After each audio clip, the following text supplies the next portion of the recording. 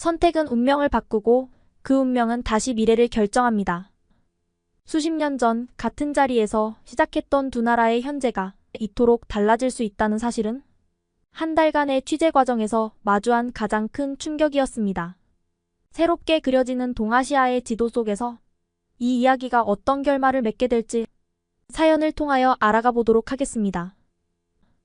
그 전에 잠깐 1초 만에 누를 수 있는 좋아요 버튼을 꾹 눌러주시면 영상 제작에 큰 힘이 됩니다. 그럼 바로 사연 시작하겠습니다. 안녕하세요. 저는 CNN 다큐멘터리 제작부의 미켈라라고 합니다. 2010년부터 아시아 지역의 경제, 문화, 외교 관련 다큐멘터리를 제작해왔으며 동남아시아의 불법 체류자 문제와 각국의 이민 정책을 다룬 주제를 통해 이 지역의 복잡한 인구 이동 현상을 취재해왔어요. 최근 한국의 태국인 불법 체류자가 급증하고 한국의 입국 심사가 강화되면서 양국 관계가 급격히 냉각되는 현상에 주목했습니다. 특히 지난 6개월간 태국인 입국 거부율이 30%를 넘어서고 관광산업에 심각한 타격이 발생하는 상황을 보며 10년간의 현장 경험을 바탕으로 이번 다큐멘터리를 통해 양국 관계의 현주소를 생생하게 전달하고자 한국행을 결정하였습니다. 이건 단순한 통계나 숫자가 아닌 우리가 살아가는 시대의 아픈 얼굴이 될지도 모릅니다. 하지만 꼭 다뤄야 할 주제이기에 팀장님께 프로젝트를 말씀드렸고 흔쾌히 승낙을 해주셔서 바로 촬영팀과 함께 인천국제공항으로 출발하게 되었습니다. 그렇게 우리 팀은 새벽녘 인천국제공항에 도착했어요. 공항에 발을 들이는 순간 평소와는 다른 긴장감이 온몸으로 전해져 왔어요. 수많은 다큐멘터리를 제작해왔음에도 이번만큼은 더욱 특별한 사명감이 느껴졌습니다. 왠지 모르게 입국심사장으로 향하는 발걸음이 무거웠어요. 방콕발 심야 항공편들이 도착하는 시간, 입국심사대 앞에는 이미 긴 줄이 형성되어 있었고 태국인 승객들의 긴장된 표정이 역력했습니다. 오랜 현장 취재로 다져진 눈치 덕분에 이들의 불안한 시선과 떨리는 손짓은 너무나 선명하게 읽혔습니다. 입국심사 부스 앞에서는 평소보다 더 꼼꼼한 심사가 이뤄지고 있었어요. 태국인 입국 거부율이 지난달부터 30%를 넘어섰고 하루 평균 40여 명의 태국인이 입국을 거부당하는 통계가 현실로 펼쳐지고 있었습니다. 제가 수집한 자료에 따르면 얼마 전에도 방콕발 항공편에서 내린 태국인 관광객 중 12명이 입국 심사 과정에서 돌아가야 했다고 들었어요. 정상적인 관광 서류를 갖췄음에도 불구하고 말입니다. 우리는 상황의 실태를 더 정확히 파악하기 위해 첫 번째로 인천공항 출입국 관리사무소를 찾았어요. 입국 심사 현장을 총괄하는 이곳에서는 심각한 표정으로 최근 데이터를 펼쳐 보였습니다. 태국인 불법 체류자가 최근 2년간 3배 이상 증가했습니다. 현재 약 12만 명의 태국인 불법 체류자가 있는 것으로 추정되며 이는 전체 불법 체류자의 20%를 차지하는 수치입니다. 특히 우려되는 점은 관광비자로 입국한 뒤 불법 취업하는 사례가 급증하고 있다는 것입니다. 관계자는 입국 심사가 강화될 수밖에 없는 이유를 설명하며 한숨을 내쉬었죠. 정상적인 관광객들에게 죄송한 마음이지만 현재로서는 이러한 조치가 불가피합니다. 지난달에만 해도 관광비자로 입국한 태국인 중 35%가 예정된 출국일에 출국하지 않았습니다. 이런 상황이 지속되면서 불가피하게 입국 심사 기준을 강화할 수밖에 없었습니다. 관계자가 말을 해줄 때마다 깊은 한숨이 역력했어요. 이러한 정책 강화가 실제 한국에서 정상적으로 체류 중인 태국인들에게는 어떤 영향을 미치고 있는지 알아보기 위해 다음 날 우리는 서울대학교를 찾았습니다. 박사과정 중인 태국인 유학생 수파콘 씨의 증언은 현 상황의 또 다른 단면을 보여주었어요. 4년간 성실하게 공부해왔지만 최근 몇 개월 사이 한국인들의 시선이 완전히 달라졌어요. 편의점에서조차 태국인이라고 하면 경계하는 눈빛을 보내요. 학교에서도 예전과 달리 혼자 고립된 느낌입니다. 이러한 사회적 긴장감은 관광산업에도 직접적인 타격을 주고 있었는데요. 한국관광공사의 최신 통계는 이 사실을 명확하게 보여주고 있었습니다. 태국인 관광객은 2022년 기준 연간 60만 명으로 한국 관광산업의 주요 고객이었지만 현재는 전년 대비 70% 감소했다고 합니다. 이러한 갈등은 단순한 관광업계의 문제를 넘어서고 있습니다. 양국 간 문화교류도 급격히 감소했으며 경제협력 프로젝트들도 차질을 빚고 있습니다. 심히 우려되는 점은 이러한 갈등이 장기화될 조짐을 보인다는 것입니다. 태국 정부는 자국민 입국 거부에 대해 강력히 항의하고 있으며 한국 정부는 불법 체류 문제 해결 없이는 입국 심사 기준을 완화할 수 없다는 입장을 고수하고 있습니다. 현장을 취재하면서 느낀 점은 이 문제가 단순한 출입국 관리의 차원을 넘어선다는 것인데 오랜 우방이었던 두 나라 사이에 깊은 균열이 생기고 있으며 이는 양국 국민들의 일상생활에까지 큰 영향을 미치고 있었습니다. 이처럼 깊어지는 한국과 태국 관계의 균열을 이해하기 위해서는 먼저 역사의 시계를 거슬러 올라가야 하는데 현재의 갈등은 단순한 우연이 아닌 태국의 오랜 외교 전략과 깊은 연관성을 지니고 있기 때문이죠. 인천공항에서 목격한 긴장된 순간들은 자연스럽게 저의 시선을 과거로 이끌었습니다. 지난달 국립문서보관소에서 취재했던 1941년의 외교 문서들이 떠올랐는데요. 제2차 세계대전 당시 태국은 불과 몇 달 사이에 전혀 다른 두 개의 외교 문서를 작성했습니다. 하나는 일본과의 동맹을 맹세하는 문서였고 다른 하나는 연합국에 대한 충성을 약속하는 내용이었습니다. 여기서 주목할 만한 점은 이 두 문서의 서명이 같은 정부 당국자에 의해 이루어졌다는 점인데 전쟁의 흐름에 따라 자국의 이익을 극대화하려 했던 태국의 외교 전략이 적나라하게 드러나는 대목이었죠. 그리고 방콕대학교 동아시아역사연구소의 자료실에서 발견한 영상들은 더욱 놀라웠어요. 1941년 12월 일본군을 환영하는 태국 군중들의 모습이 담긴 영상과 1945년 8월 연합군을 열렬히 맞이하는 같은 거리의 영상이 대조적으로 보관되어 있었죠. 충격적인 것은 같은 정치인들이 일본군 환영식과 연합군 환영식에서 각각 열렬한 지지 연설을 하는 모습이었어요. 이 영상들은 태국의 외교 전략을 적나라하게 보여주는 역사적 증거였습니다. 태국의 외교 전략에 대한 객관적 평가를 위해 지난달 방콕과 서울에서 열린 동남아시아 외교정책연구 컨퍼런스 자료를 살펴보았어요. 여기서 발표된 연구들은 태국의 외교 행태에 대해 주목할 만한 분석을 제시했죠. 태국 외교정책연구소가 발표한 공식 보고서에 따르면 태국은 1932년 입헌군주제 수립 이후 90년간 총 27차례의 주요 외교 노선 변경을 겪었습니다. 이는 동남아시아 국가들 중 가장 잦은 변화였다고 해요. 특히 냉전 시기 태국의 외교 문서들은 미국과 중국 사이에서 보인 태국의 전략적 선택을 잘 보여주는데 1950년부터 1975년까지 태국은 표면적으로는 확고한 친미 노선을 표방하면서도 1972년 중국과의 비밀 교역 규모가 전체 무역의 15%를 차지했다는 기록이 남아 있습니다. 최근 아세안 외교연구소의 분석 자료는 이러한 태국의 외교 패턴이 현재까지 이어지고 있음을 보여주는데요. 2022년 기준 태국은 미국의 동맹국이면서도 중국과의 군사훈련에 가장 적극적으로 참여한 아세안 국가로 기록되었습니다. 이러한 역사적 기록들은 현재 한태 관계의 복잡성을 이해하는 중요한 단서를 제공하고 있어요. 불법 체류자 문제를 둘러싼 양국의 갈등도 이러한 맥락에서 더 깊이 있게 분석될 필요가 있습니다. 한 대학의 국제관계연구소에서 만난 동남아시아 전문가들은 태국의 이러한 외교 패턴이 현재까지도 이어지고 있다고 분석하고 있는데 미중 갈등 속에서 보이는 태국의 모호한 입장, 그리고 현재 한국과의 관계에서 나타나는 문제들도 이러한 맥락에서 이해할 수 있다는 것입니다. 실제로 태국은 최근 중국과의 경제 협력을 강화하면서도 미국과의 군사동맹은 유지하고 있어요. 여기서 주목할 만한 점은 태국이 보여온 이중적 외교 행태가 현재 불법 체류 문제에도 반영되어 있다는 분석입니다. 표면적으로는 양국 간 협력을 약속하면서도 자국민의 불법 체류에 대해서는 소극적인 태도를 보이는 것이 과거의 외교 패턴과 유사한데 지난해 양국 정상회담에서 불법 체류자 문제 해결을 약속했지만 실질적인 조치는 이루어지지 않고 있는 상황이에요. 한국 외교통상부 동남아시아과의 내부 보고서는 이러한 태국의 행보를 전략적 모호성이라고 정의하고 있습니다. 강대국들 사이에서 독립을 유지하기 위해 선택한 불가피한 전략이었지만 이는 결과적으로 국제사회에서 태국의 신뢰도에 깊은 상처를 남겼어요. 아세안 내에서도 태국의 이러한 행보는 종종 문제가 되고 있다고 합니다. 현재 서울에서 진행 중인 취재 과정에서 만난 여러 전문가들은 이러한 역사적 맥락이 현재의 갈등을 더욱 복잡하게 만들고 있다고 지적합니다. 과거의 신뢰 문제가 해결되지 않은 상태에서 새로운 갈등이 더해지면서 양국 관계는 더욱 미묘한 국면을 맞이하고 있어요. 최근 양국 간 무역 규모가 감소하고 문화 교류마저 줄어드는 현상은 이러한 갈등의 단면을 보여주는 것이라 할 수 있습니다. 태국의 이중적 외교 전략은 한국 전쟁 참전 과정에서도 뚜렷하게 드러납니다.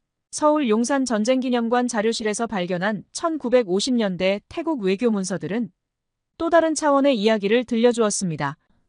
태국의 한국 전쟁 참전은 표면적으로는 자유민주주의 수호를 위한 결정이었어요. 하지만 당시 비공개 강요회의 문서를 살펴보면 태국 정부의 실제 고민이 드러납니다.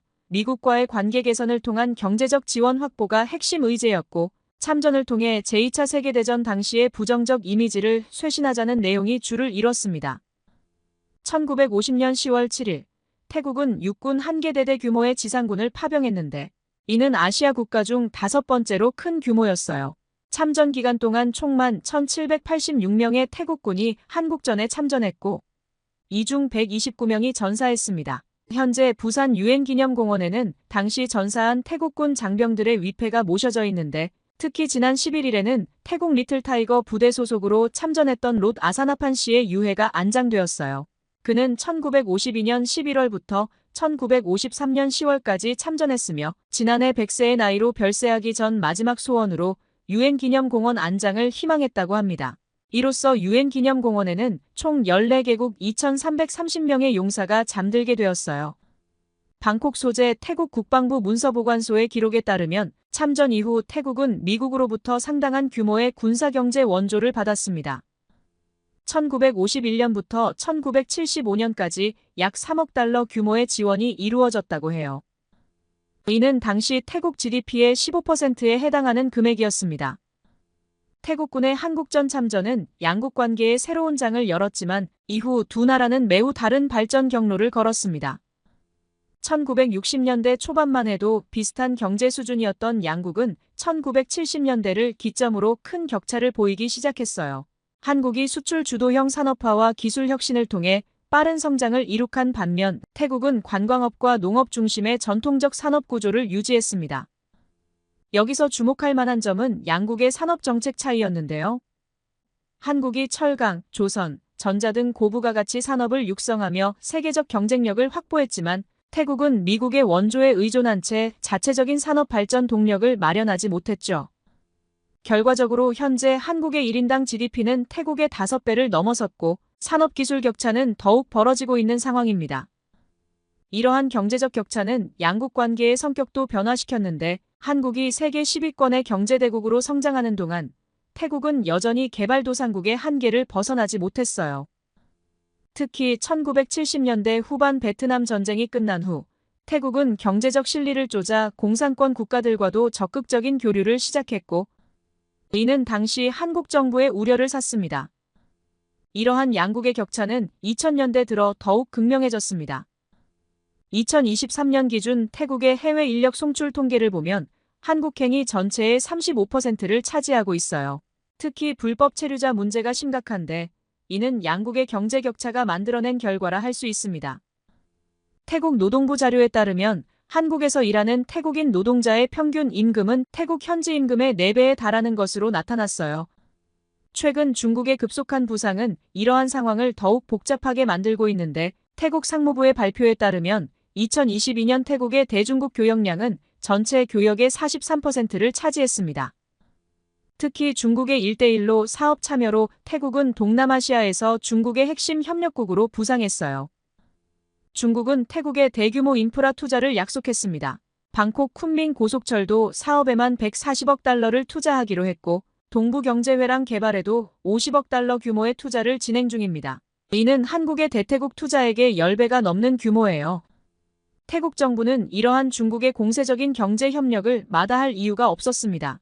더욱이 중국은 태국의 불법 체류자 문제나 인권 문제에 대해서도 비교적 관대한 입장을 보이고 있어요. 반면 한국과의 교역은 놀라운 속도로 감소세를 보이고 있습니다. 2015년 15%였던 교역 비중이 2022년에는 8%대로 급락했어요. 이는 한국이 세계 10위권 경제대국으로 성장하고 반도체와 첨단 기술 분야에서 세계를 선도하고 있음에도 불구하고 태국이 중국 중심의 경제권으로 급속히 편입되고 있음을 보여주는 지표입니다.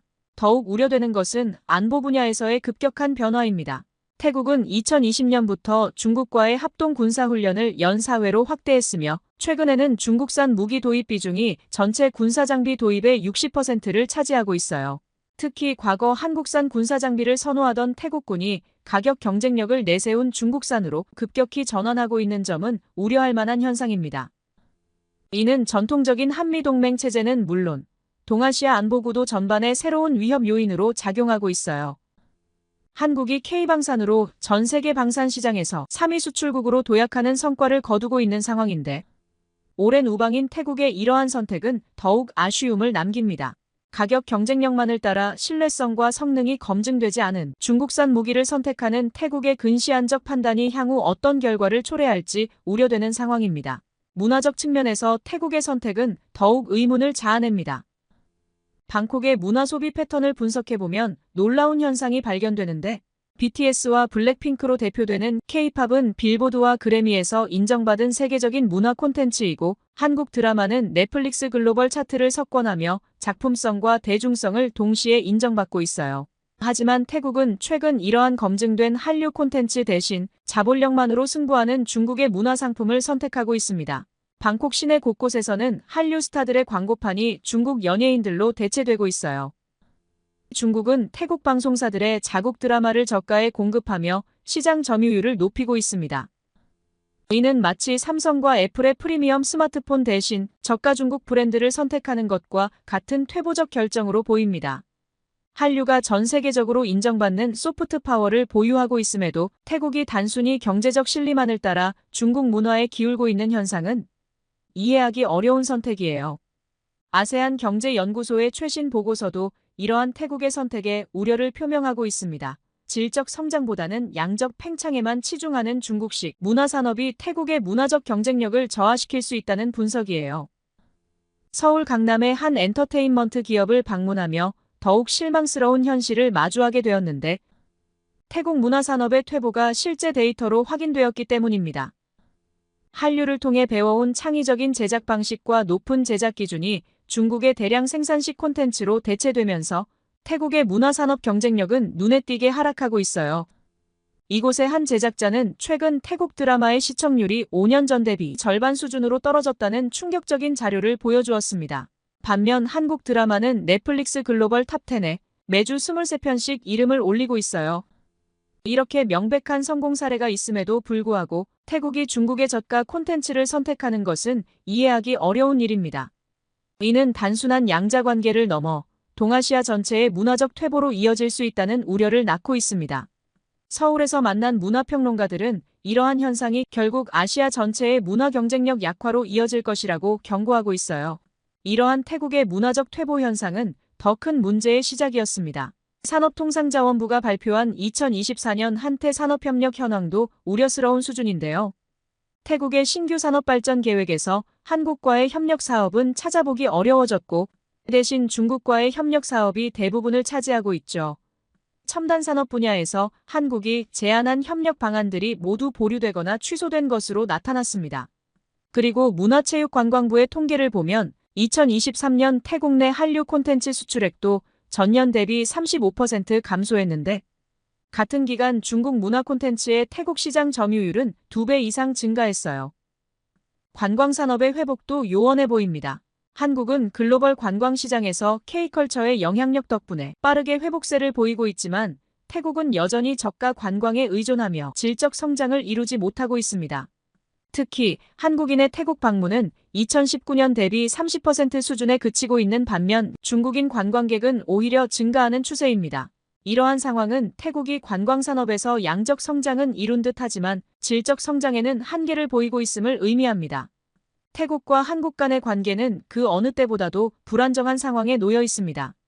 한국과 태국은 한태 수교 65주년을 맞이했지만 양국 간의 경제적, 문화적, 외교적 협력은 점차 위축되고 있으며 그 이유는 복합적입니다. 문화교류의 측면에서 보면 한류는 전 세계적으로 그 영향력을 확장하고 있음에도 불구하고 태국에서는 그 입지가 점차 좁아지고 있습니다. 서울 광화문에서 만난 태국 공연 기획자는 더 이상 한국 아티스트의 방콕 공연을 추진하기 어렵다고 전하면서 태국 내 한류의 영향력 감소를 실감한다고 전했습니다. 한국의 K-팝, 드라마, 영화 등 다양한 콘텐츠가 태국에서 큰 인기를 끌었던 시절이 있었지만 최근 중국 문화 콘텐츠의 급성장에 밀리면서 한국 문화의 자리는 점점 줄어들고 있습니다. 사실 태국은 현재 중국 문화의 영향을 강하게 받고 있으며 이는 한국과의 문화적 교류가 줄어드는 이유 중 하나로 볼 수 있습니다. 더욱 심각한 것은 태국의 경제적 의존도가 중국에 심화되고 있다는 점입니다. 외교부 아세안국이 발표한 최신 보고서에 따르면 태국의 경제 지표들이 지속적으로 하락하고 있으며 그와 함께 한국과의 관계 개선 가능성도 점차 희미해지고 있다는 분석이 제기되었습니다. 태국은 중국 경제 의존도가 65%에 달해 아세안 국가들 중에서 가장 높은 수치를 기록하고 있습니다. 이는 태국의 정치적 경제적 방향이 점점 더 중국에 맞춰지고 있다는 사실을 의미하며 한태 관계가 더 이상 긍정적인 방향으로 발전할 가능성이 낮아짐을 시사합니다. 서울대학교 국제대학원의 한 전문가는 태국이 중국의 영향력에서 벗어나지 못하는 한 한태 관계의 실질적 개선은 어려울 것이라고 경고했습니다. 그럼에도 불구하고 한국은 글로벌 경제 강국으로서의 입지를 더욱 굳건히 하며 첨단 기술과 K문화, 그리고 글로벌 산업 협력을 통해 새로운 도약을 준비하고 있습니다. 반면 태국은 중국에 경제적으로 의존하면서 점차 국제적인 위상과 경쟁력을 잃어가고 있는 형국입니다. 이는 두 나라 간의 관계가 향후 더욱 소원해질 수 있음을 시사합니다. 여기서 중요한 점은 한국과 태국의 관계가 경제적 실리와 역사적 우정 사이에서 균형을 잡지 못하고 있다는 것입니다. 서로 다른 국제적 방향을 향해 나아가고 있으며 이는 양국 관계의 실질적인 발전을 더욱 어렵게 만들고 있습니다. 서울에서의 마지막 취재를 마무리하며 취재 첫날 인천공항에서 목격했던 긴장된 순간들이 다시 떠오릅니다. 미국에서 오랫동안 불법 체류자 문제를 취재해왔는데 한국의 상황은 충격적입니다. 미국의 경우 광활한 국경선으로 인한 불가피한 한계가 있지만 한국은 지리적 이점이 있음에도 이런 상황이 벌어지고 있다는 것은 안타까운 현실입니다. 더구나 미국의 불법 체류자는 수십 개국에서 유입되는 반면 한국은 단일 국가에서 이토록 높은 불법 체류율이 나타나는 전례 없는 현상을 보이고 있습니다. 특히 태국 정부는 이 문제를 해결하기는커녕 오히려 방관하는 듯한 태도마저 보이고 있어요. G7 진입을 목전에 둔 대한민국이 이처럼 허술한 출입국 관리로 인해 국격이 실추되고 있는 현실은 더 이상 좌시해서는 안 될 것입니다. 이제는 불법 체류자 문제에 대한 전면적이고 강력한 대책이 시급하다는 점을 다시 한번 강조하지 않을 수 없습니다. 오늘 이렇게 이야기를 나눠주셔서 정말 감사합니다. 모두 안녕히 계세요. 오늘의 사연 어떻게 들으셨나요? 미켈라 PD의 한 달간 현장 취재는 선택이 어떻게 우리의 운명을 바꾸고 그 운명이 다시 미래를 결정짓는지에 대한 깊은 통찰을 전해주었습니다. 이 변화의 흐름 속에서 우리는 어떤 교훈을 얻을 수 있을까요? 여러분의 생각을 아래 댓글로 남겨주세요. 그리고 감동적인 사연을 주변 사람들과 공유하고 함께 이야기 나눠보세요. 마지막으로 1초밖에 걸리지 않는 구독과 좋아요, 알림 설정은 영상 제작에 큰 힘이 됩니다. 지금까지 감동을 담아 여러분께 진심을 전하는 감동 담기였습니다. 오늘 하루도 행복한 하루 보내세요.